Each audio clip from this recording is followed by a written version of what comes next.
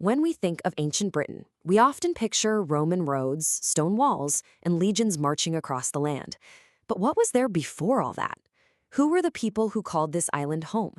For centuries, we've had a simple name for them. But what if I told you that name was completely wrong? Let's dig in. So this is the big question, right? Who was running the show before the Romans showed up? We tend to picture one single group of people, but the reality is way more complicated. It's this whole mix of different tribes and cultures that we've kind of bundled together under one modern name. And that name is the Celts. First things first, it's pronounced with a hard K, so Celts. But here's the thing, that name wasn't theirs. It actually came from the ancient Greeks. They saw these tribes spreading all over Europe and just labeled them Keltoi, which was pretty much their word for foreigners or barbarians. But here's the real twist, the thing that changes everything. This huge collection of people that we've been calling the Celts for hundreds of years, they never once used that name for themselves. Not once. It was a label that was slapped on them by outsiders, and it kind of hides who they really were.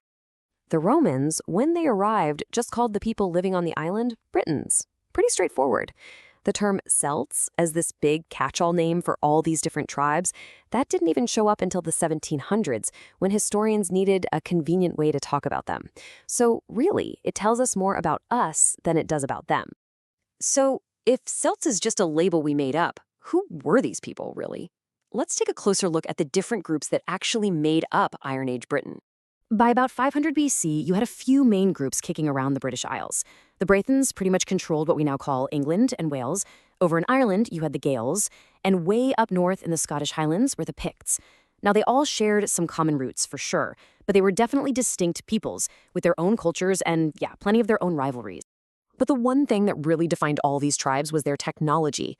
Mastering iron was a total game changer, a huge leap forward from the much softer bronze. All of a sudden, you've got stronger plows to farm the land, better tools to build with, and you guessed it, way deadlier swords and spears for fighting. Iron gave them power. For centuries, these tribes are doing their own thing, developing their own societies, pretty much in isolation. But just across the channel, a superpower was growing. The Roman Empire had just finished conquering Gaul, what we call France. And now, its gaze was turning north, right towards that mysterious island with the famous white cliffs. Now, Rome's conquest of Britain wasn't a single event. It was more like a century-long obsession. Julius Caesar himself made the first two attempts. His first raid in 55 BC was really just a shock and awe campaign. He came back a year later with a much bigger force and got the Britons to promise tribute, basically a pledge of loyalty and goods to Rome. But then Roman civil wars flared up, the whole Britain project got shelved, and it wasn't until 43 AD that Emperor Claudius decided to launch the invasion that would finally stick. So the third time was the charm. But what made Claudius's invasion succeed, where even the legendary Caesar had come up short? Well, it's interesting when you look at the forces. Caesar actually brought more legions, but Claudius brought a smarter army. He matched his 4 legions with an equal number of auxiliary soldiers. These guys were specialists, archers, cavalry, fighters who knew the terrain. This move effectively doubled his force to almost 50,000 men. It gave him the flexibility he needed not just to invade, but to actually hold the territory. This was an army built to stay. Which brings up a massive question. Why go to all this trouble?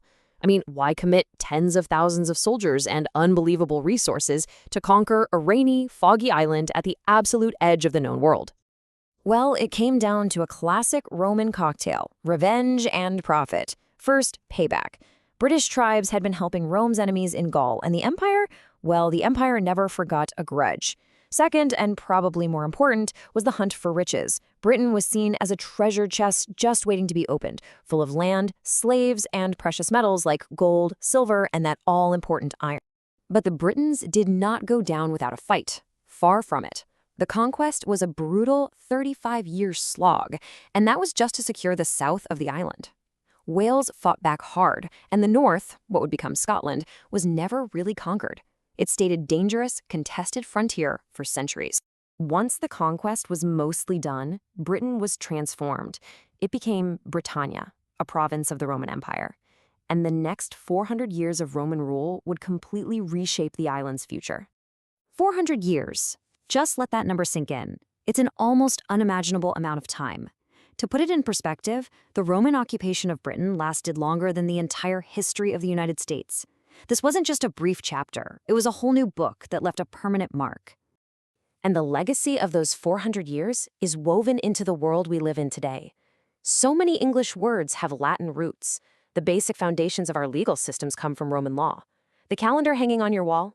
Julius Caesar started that. Even the whole idea of a national census, of counting everybody in the country, that was a Roman thing. That influence is so deep, we don't even think about it. Every single time you say the month July, you're actually giving a shout out to Julius Caesar, the very man who first brought Rome to Britain's shores. It's history hiding in plain sight. So the Romans brought language, law, and their own brand of order, completely reshaping Britain for 4 centuries before their empire finally pulled back around 410 AD. And that leaves us with a huge final question to think about. What would Britain look like today if the Romans had never left?